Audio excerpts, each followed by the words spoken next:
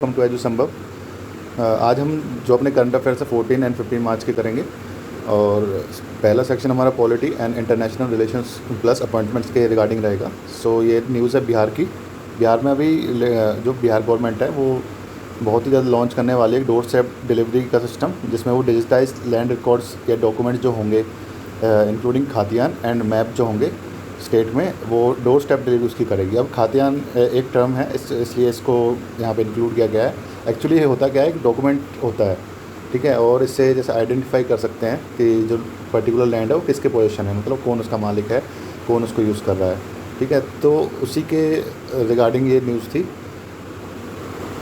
और ये ऑनलाइन इसको ऑर्डर किया जा सकता है, मतलब जैसे रेवेन्यू मैप है विलेजेस के, टाउन्स के, सिटीज़ के, तो उसको ऑनलाइन ऑर्डर भी किया जा सकता है, रेदर देन कि आप जो पर्टिकुलर आपके ऑफिसर्स हैं पर्टिकुलर डिस्ट्रिक्ट के, उनके पास जाने की जगह आप ऑनलाइन उनको ऑर्डर कर सकते हैं। तो ये काफ़ी हेल्प करेगा लैंड आइडेंटिफिकेशन में, लोन्स वगैरह लेने में, और मतलब इससे कोर्ट केसेस में भी थोड़ा मतलब कमी आएगी, जो बर्डन रहता है कोर्ट पे लैंड डिस्प्यूट की वजह से। तो ये काइंड ऑफ एक अच्छा स्टेप है। इसमें कुछ बिहार के बारे में इंफॉर्मेशन देख लेते हैं। नीतीश कुमार यहाँ के सीएम हैं, गवर्नर यहाँ के फागू चौहान हैं, और इसमें कुछ इंपॉर्टेंट जो प्लेसेस है जैसे मंगला गौरी टेम्पल, मिथिला शक्तिपीठ temple and Valmiki national park Bihar में पड़ता है। नाउ नेक्स्ट इज़ स्वच्छता पखवाड़ा अवार्ड्स।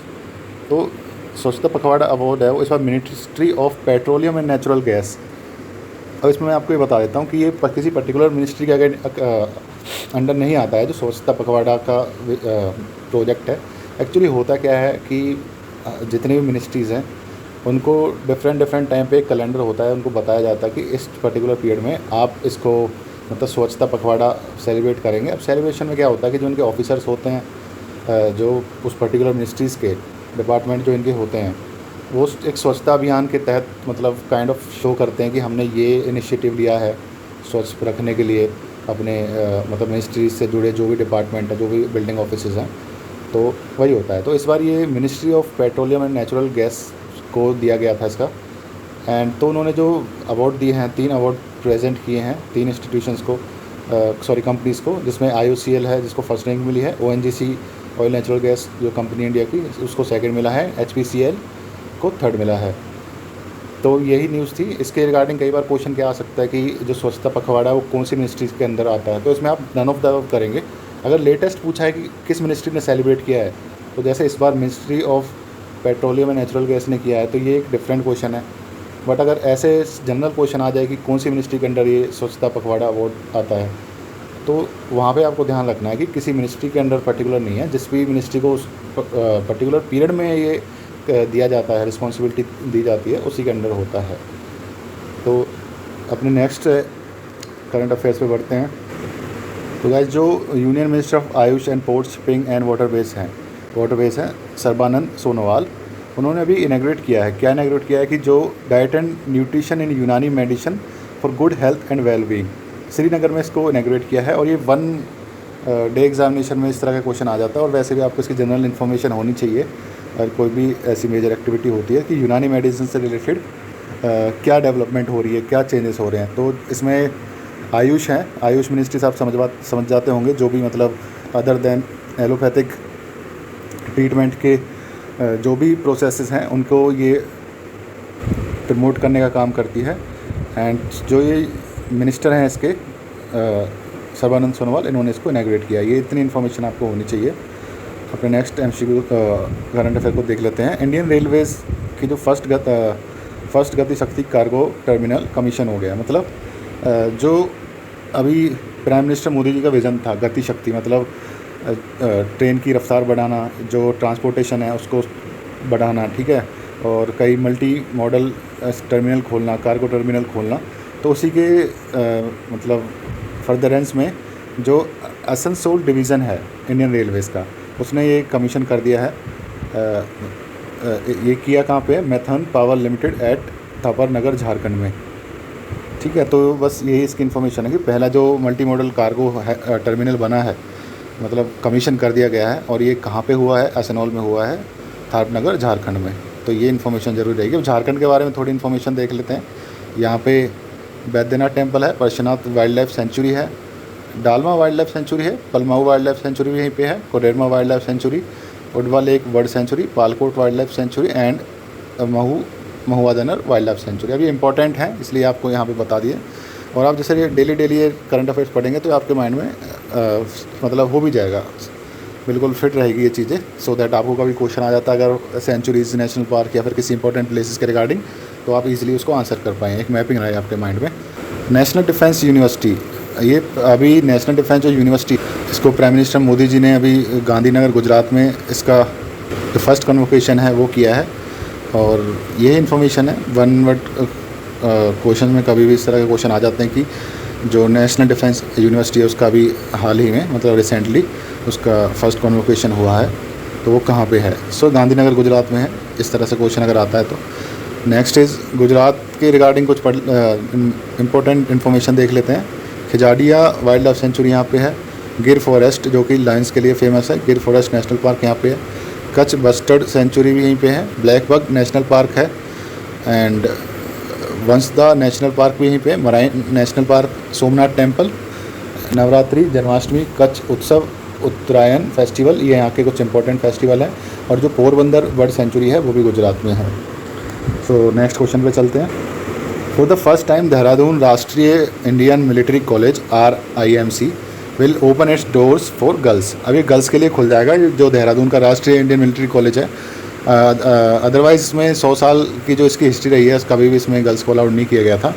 सो ये एक अच्छा पॉजिटिव स्टेप है। और अब ये RIMC ये मे भी न्यूज़ में रह सकती है, तो क्वेश्चन इस पर स्टक हो सकता है। सो आपको इसका पता होना चाहिए। अब नेक्स्ट है माई EV। दिल्ली गवर्नमेंट ने एक पोर्टल लॉन्च किया है माई EV के नाम से, जिसमें वो 5% इंटरेस्ट सब्सिडी दे रही है, मतलब जो सब्सिडी मिल रही है 5% इंटरेस्ट पे। एंड वो किस पे मिल रही है? On the purchase of electric auto rickshaws, e-autos, on loans under Delhi electric vehicle EV policy. तो जो दिल्ली की इलेक्ट्रिकल व्हीकल पॉलिसी है उसमें 5% की इंटरेस्ट सब्सिडी मिल रही है दिल्ली सरकार की तरफ से। ये इन्फॉर्मेशन है। Now we have next news. Natarajan Chandrasekhar as a chairman of Air India limited. अब एयर इंडिया लिमिटेड का आपको पता होगा, अभी गवर्नमेंट ने इसमें से अपना स्टेक टाटा ग्रुप को सेल आउट कर दिया है। तो अब जो टाटा ग्रुप ने है नटराजन चंद्रशेखर को चेयरमैन बनाया है, अपॉइंट किया है। सो यही है इसकी news. Next is drinking water supply project inaugurated in Nepal Solukhumbu district. ये इंपॉर्टेंट हो जाएगा, इसलिए हो जाएगा, एक तो ना इंडिया के असिस्टेंस से बना है, और इंडिया के असिस्टेंस से बना है तो ये पूछ सकते हैं कि नेपाल में कहाँ पे किया है। ये एक प्रोजेक्ट है, इसमें क्या किया कि इंडिया ने जो आज़ादी का अमृत महोत्सव बनाया है, ठीक है, 75 ईयर्स ऑफ इंडिपेंडेंस होने के बाद, उसी में ये एक प्रोजेक्ट है। 75 प्रोजेक्ट्स में आउट ऑफ 75 ये एक है। एंड इसमें क्या है कि जो ड्रिंकिंग वाटर सप्लाई प्रोजेक्ट है वो इंडिया की ग्रांट से या असिस्टेंस से बना है, और उसको इनॉग्रेट किया गया है नेपाल के सोलुखम्बू डिस्ट्रिक्ट में। अब ये जो प्रोजेक्ट था वो इनॉग्रेटेड किस किस ने किया, ये इंपॉर्टेंट नाम हो जाएंगे, ठीक है। तो इसमें है सोनम ग्यालजिन शेरपा, ये मेंबर ऑफ नेशनल असेंबली हैं। Priyadarshini R, first secretary embassy of India. ये नेम आपको थोड़े मतलब होने चाहिए माइंड में। And Kathmandu and in the presence of official from Solukhumbu district coordination committee. ये इंपॉर्टेंट नहीं है इतना कि इतना नहीं पूछेंगे, बट ये जो मेन है मतलब जो इंडिया के सेक्रेटरी हैं इनका नाम आपको याद होना चाहिए। सो ये नेपाल के बारे में कुछ इन्फॉर्मेशन भी हम पढ़ लेते हैं, बिकॉज वही इस टाइम हमारा मेन क्वेश्चन है। तो इसमें PM है शेर बहादुर देवुआ, कैपिटल काठमांडू होगी, एंड जो करेंसी है यहाँ की नेपालिस रुपी होगी। Now we have another question and that is पूरे देश का आम नागरिक। पूरे देश का आम नागरिक क्या है कि गवर्नमेंट ने एक स्कीम चलाई है जिसमें कि जो रीजनल एयरपोर्ट्स हैं या एयर जोन बन सकें, जिसमें कि मतलब जो आम आदमी हैं वो भी अफोर्डेबल प्राइसेस में फ़्लाइट मतलब एयर ट्रैवल कर पाए। सो इसी के जो अब अपडेट आई उसमें यही है कि जो सिविल एविएशन मिनिस्टर है हमारे ज्योतिराव सिंधिया, इन्होंने अभी फ्लैग ऑफ किया है daily flight between the Indore Gondia Hyderabad route under the regional connectivity scheme. पूरे देश का आम नागरिक, तो रीजन टू रीजन को ये कनेक्ट करने के लिए एक स्कीम है, और बस यही इसकी मेन इन्फॉर्मेशन है। अपने नेक्स्ट क्वेश्चन पे बढ़ते हैं। अब जो यूनियन मिनिस्टर है हरदीप सिंह पुरी, उन्होंने क्या किया है, India water pitch pilot scale startup challenge. ये चैलेंज है, इसमें क्या होगा India water pitch pilot scale startup challenge. अब इसमें होगा क्या, इसमें जो गवर्नमेंट है वो 100 स्टार्टअप्स को सिलेक्ट करेगी और उनको ₹20 लाख की फंडिंग मिलेगी एज ए मेंटरशिप में, और मेंटरशिप भी मिलेगी। तो बस यही है, प्रोजेक्ट का नाम पता होना चाहिए और किसने किया है, यूनियन मिनिस्टर हरदीप सिंह पुरी जी ने। Okay, so next current affairs पे बढ़ते हैं। अब हम अपना इकोनॉमी सेक्शन करेंगे। इसमें क्या है कि chairman of national financial reporting authority है, ये आपको बता देता हूँ, जो NFRA कंपनीज एक्ट के अंडर बना है। और इसमें क्या हुआ है कि चेयरमैन इसका अपॉइंट हो गया है और चेयरमैन का नाम जो रहेगा अजय भूषण पांडे रहेंगे। और ये जो अजय भूषण पांडे जी हैं ये 1984 में महाराष्ट्र कैडर के IAS ऑफिसर हैं और एज ए रेवेन्यू सेक्रेटरी ये रिटायर हुए थे। और जो NFRA है ये सेटअप कब हुआ, 2018 में सॉरी, एंड कंपनीज एक्ट 2013 के अंदर। अब क्यों NFRA है, क्या इसका रोल क्या है? आप कई कमीशंस के बारे में पढ़ते होंगे, कई ऑर्गेनाइजेशन के बारे में, लेकिन आई होप कि NFRA फर्स्ट टाइम आप पढ़ रहे हैं तो इसके बारे में थोड़ा देख लेते हैं। National financial reporting authority is an independent regulator setup, independent है, रेगुलेटर सेटअप है to oversee the auditing profession and accounting standards in India. Okay, तो जो अकाउंटिंग स्टैंडर्ड्स हैं या ऑडिटिंग प्रोफेशन हैं, जैसे चार्टर्ड अकाउंटेंट्स हैं या फिर कोई कंपनी के जो इंडिपेंडेंट ऑडिटर्स हैं, उनकी जो अकाउंटिंग स्टैंडर्ड्स हैं उनको मेंटेन करने के लिए कि अकाउंटिंग के स्टैंडर्ड्स क्या होने चाहिए। जैसे बार काउंसिल करता है लीगल एजुकेशन के standard, medical council of India करेगी मेडिकल एजुकेशन के स्टैंडर्ड्स। तो उसी तरह से ये जो अकाउंटिंग का प्रोफेशन है उसके जो स्टैंडर्ड्स रहेंगे कि अकाउंटिंग के जो स्टैंडर्ड फॉलो करने हैं उसके रिगार्डिंग ये बनाया गया था। अब ये 2018 में आता है एंड जो 2020 से अजय भूषण इसके चेयरपर्सन हो जाएंगे।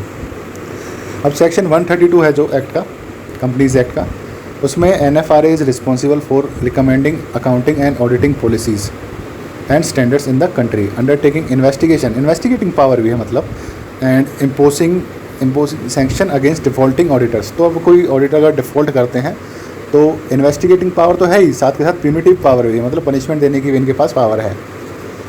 और अगर कोई ऑडिट फर्म्स है और वो डिफ़ॉल्ट करते हैं in the form of monetary penalties and department from practice, तो ये डिबार भी कर सकती है। प्यूनिटिव ये नहीं कि सिर्फ फाइन लगाएगी, even it can debar that particular firm और ऑडिटर्स फ्रॉम प्रैक्टिसिंग और doing their work as a auditors. So यही इसकी पावर है, काफ़ी इंपॉर्टेंट ऑर्गेनाइजेशन हो जाती है, तो ये हमें पता होना चाहिए। इसके जो चेयरपर्सन है वो अजय भूषण पांडे जी अपॉइंट हो गए हैं। Okay, let's move on to next current affair. अब ये chairman of IRDA, insurance regulatory development authority of India. अब देखिए इंश्योरेंस की कंपनी आप सुनते होंगे, आप कार, बाइक, अपना हेल्थ इंश्योरेंस, कई तरह के इंश्योरेंस आप डे बाई डे देखते हैं। अब इंश्योरेंस की क्या पॉलिसीज रहेंगी, ठीक है, कि मतलब वो अपनी मनमानी ना करें, कोई आर्बिट्रेशंस ना रहे, आर्बिट्रेटनेस ना रहे, तो उसके लिए कोई तो होना चाहिए ना देखने के लिए। तो यही है IRDAI, insurance regulatory development authority of India. तो इंश्योरेंस से रिलेटेड जो भी है, इंश्योरेंस, री इंश्योरेंस से जो भी रिलेटेड वर्क है इंडिया में, वो ये उसका रेगुलेटर है। अब इसमें इन्फॉर्मेशन क्या है कि जो the union government has appointed former financial services secretary Dev Ashish Panda as chairman of IRDA, ठीक है। तो इनको देवाशीष पांडा जी को चेयरमैन बना दिया है। अब देव आशीष पांडा एक 1987 के बैच के IAS ऑफिसर हैं, उत्तर प्रदेश कैडर के, और फाइनेंशियल सर्विसेज सेक्रेटरी से रिटायर हुए हैं। IRD के बारे में थोड़ा पढ़ लेते हैं। IRD insurance regulatory and development authority of India is a regulatory body. मैंने आपको काफ़ी फोकस करके बताया है, रेगुलेटरी बॉडी है, इसका काम रेगुलेशन है, इंश्योरेंस की जो भी पॉलिसीज़ हैं उनको करना। एंड कौन सी मिनिस्ट्री के अंडर आएगी भाई, इंश्योरेंस से रिलेटेड अगर कोई IRD है, ये कौन सी मिनिस्ट्री के अंडर आएगी, ये आएगी मिनिस्टर ऑफ फाइनेंस के। और इसके टास्क यही है रेगुलेटिंग एंड लाइसेंसिंग। तो अगर कोई इंश्योरेंस कंपनी आनी है तो उसको भाई लाइसेंस भी लेना पड़ेगा। अभी 10 मेंबर बॉडी है और इसका जो 5 फुल टाइम मेंबर है, 4 पार्ट टाइम मेंबर। सही इंपॉर्टेंट हो जाता है, इस तरह से याद रखना कि चेयरमैन इंक्लूसिव है, मतलब ये नहीं कि चेयरमैन अलग है और 10 मेंबर अलग हैं, इंक्लूडिंग चेयरमैन 10 हैं टोटल, ठीक है। तो 5 फुल टाइम है, 4 पार्ट टाइम है। और गवर्नमेंट ऑफ इंडिया अपॉइंट करती है, फाउंडेड 1999 में, हेडक्वार्टर हैदराबाद था पहले, अब वो दिल्ली हो चुका है, ठीक है जी। तो नेक्स्ट पे बढ़ते हैं। अभी साइंस एंड टेक्नोलॉजी का पोर्शन स्टार्ट हो जाता है। इसमें यंग साइंटिस्ट प्रोग्राम है, इसरो मतलब इंडियन स्पेस रिसर्च ऑर्गेनाइजेशन ने ऑर्गेनाइज़ किया है स्कूल चिल्ड्रंस के लिए। और इस प्रोग्राम का नाम क्या है, ये प्रोग्राम का नाम ही आ जाता है और इसके नीचे आ जाएगा कि ये इस प्रोग्राम में क्या है, मतलब इसकी पर्पस क्या है। 4 ऑप्शन आपको दे दिए होंगे तो उसमें से सिलेक्ट करना होगा, तो प्लीज़ ध्यान से देखें। युविका भी इसका नाम है, युवा वैज्ञानिक कार्यक्रम, इंग्लिश में बोले तो यंग साइंटिस्ट प्रोग्राम। तो इसका पर्पस क्या है, to impart basic knowledge on space and technology, space science, space application. जब यहाँ आई इसरो गया तो ऑब्वियसली सी बात है, इसरो का काम क्या है, स्पेस एप्लीकेशन, स्पेस से रिलेटेड। तो अगर वो कोई प्रोजेक्ट ला रहे हैं, क्यों लाएंगे, स्पेस से रिलेटेड ही।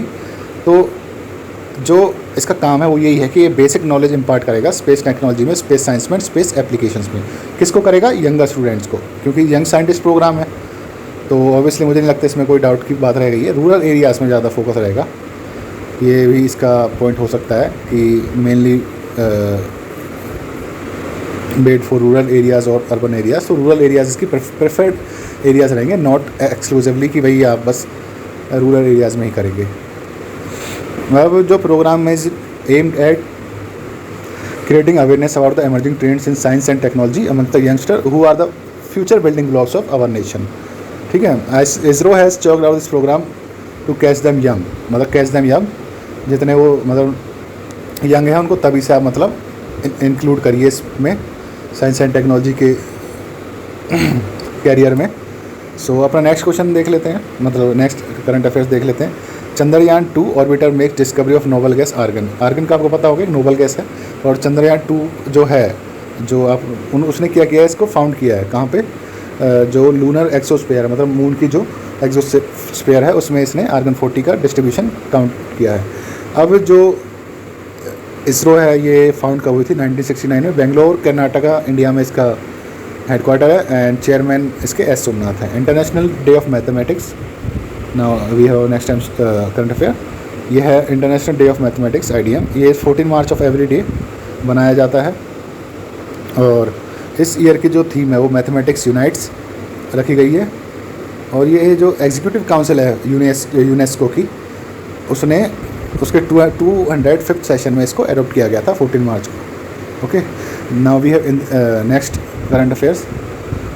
इंदिरानी मेडिसिटी, ये पुणे में खोली गई है, महाराष्ट्र के। ये इंदिरानी मेडिसिटी क्या है, ये ना सिर्फ मेडिकल एजुकेशन नहीं, इवन रिसर्च फैसिलिटीज़ भी प्रोवाइड करेगी, साथ के साथ जो स्पेशल ट्रीटमेंट है वो भी इससे प्रोवाइड करेगी। तो इसमें मतलब एक ही रूफ़ के अंडर काफ़ी सारे काम किए जाएंगे।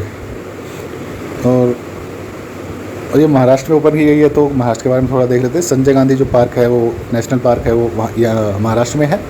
Tadoba national park, Navegaon national park, Gugamal national park, Chandauli national park. Navegaon में तो कोई प्रॉब्लम होगी नहीं, बिकॉज ये हमें याद ही हो जाएगा, महाराष्ट्र का एरिया है। बट जैसे संजय गांधी है, तडोबा है, गुगामल है और चंदौली है, ये आप याद कर सकते हैं, सो दैट आपको कभी अगर इस तरह से क्वेश्चन आ जाए तो आप आंसर कर पाएँ।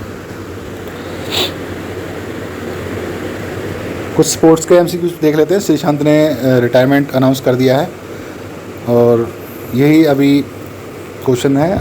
और इसमें श्रीशांत के करियर के बारे में थोड़ा देख लेते हैं। 227 टेस्ट, 53 ODIs एंड 10 T20s इन्होंने खेली हैं। 87-75 विकेट्स इन्होंने ली हैं। तो अगर कई बार क्वेश्चन आ जाता है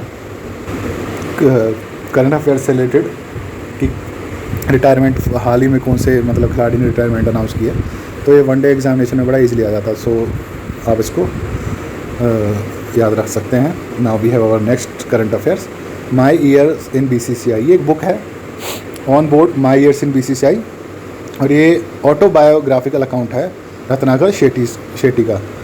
ठीक है, और किसका है ये, मतलब रत्नाकर शेट्टी ने किसके रिगार्डिंग लिखी है, ये लिखी है इन्होंने अपने एक्सपीरियंस एज एन एडमिनिस्ट्रेटर।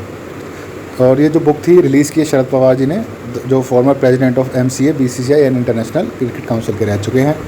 अब BCCI के बारे में देख लेते हैं। President Saurav Ganguly, secretary Jay Shah, headquarters Mumbai, founded in 1928। Next is my 11 circle. ये माई 11 सर्कल जो ऑनलाइन स्किल गेमिंग कंपनी है, गेम्स 24/7 का, इन्होंने शुभम गिल एंड ऋतुराज गायकवाड़ को इसका ब्रांड एम्बेसडर बनाया है। बस ये इसकी इन्फॉर्मेशन आएगी। नेक्स्ट इज़ लक्ष्य Shane Warne silver medal in the German open badminton में लक्ष्य सेन ने सिल्वर मेडल जीत लिया है। ये आपको याद होना चाहिए। और ये जब लेकी बैडमिंटन रहा है तो ये ऑब्वियसली सी बात है, बैडमिंटन के ही रिगार्डिंग यहाँ पे बात हो रही है। और जो शटलर हैं लक्ष्य सेन है, उन्होंने सिल्वर मेडल जीत लिया है इसमें। सो ये इंपॉर्टेंट हो जाता है क्वेश्चन में भी, कहीं भी स्ट्रक कर सकता है। और इसके जो हेडक्वार्टर हैं ये कुआलालंपुर में है, ये काफ़ी इंपॉर्टेंट है। जर्मन ओपन बैडमिंटन के हेडक्वार्टर कुआलालंपुर मलेशिया में है। ओके, हम एक अपने अवार्ड सेक्शन पे देख लेते हैं। 5th ministerial dialogue on trade and investment MDTI in New Delhi. India and Canada held the 5th ministerial dialogue on trade and investment. ठीक है, 5वीं जो ये MDTI हुई है इंडिया एंड कनाडा के बीच में, ये हो गई है। एंड फॉर्मली रिलॉन्च हुआ है the negotiation for a propose free trade agreement. Free trade agreement का जो नेगोशिएशन करी गई हैं, जिसका एम यही रहेगा कि जो इकोनॉमिक टाइज़ हैं, जो इकोनॉमिक ट्रांजैक्शंस हैं वो बढ़ाई जा सकें, टैक्स फ्री हों, अननेसेसरी टैक्सेशन ना हो, सो दैट ट्रेड को बढ़ावा मिले। ये फिफ्थ थी, ये याद रखने वाला है, इंडिया एंड कनाडा के बीच में हुई है। Monsoon by Indian poet diplomat Abhay K, जो साहित्य अकेडमी है, India's national academy of letters, उसने पब्लिश किया है एक बुक लेंथ पोएम मॉनसून। और ये किसने लिखी है? इंडियन पोइट डिप्लोमेट अभय के, on the occasion of 68th anniversary. तो बस आज के लिए यही होगा। अब नेक्स्ट वीडियो में जो लेटेस्ट और करंट अफेयर्स हैं उनको भी पढ़ लेंगे। सो गाइस, अगर वीडियो अच्छी लगी हो तो आप प्लीज़ इसे लाइक कर दीजिएगा, चैनल को सब्सक्राइब भी कर लीजिएगा, एंड इसको शेयर भी कर सकते हैं सो दैट और भी लोग इसको देख पाएँ। एंड अगर आपको इसकी PDF चाहिए तो आप हमारा टेलीग्राम पे एजुसंभव का ऑफिशियल के नाम से जो चैनल है, यूज़र नेम एजुसंभव ऑफिशियल रहेगा, उसको आप फॉलो कर सकते हैं।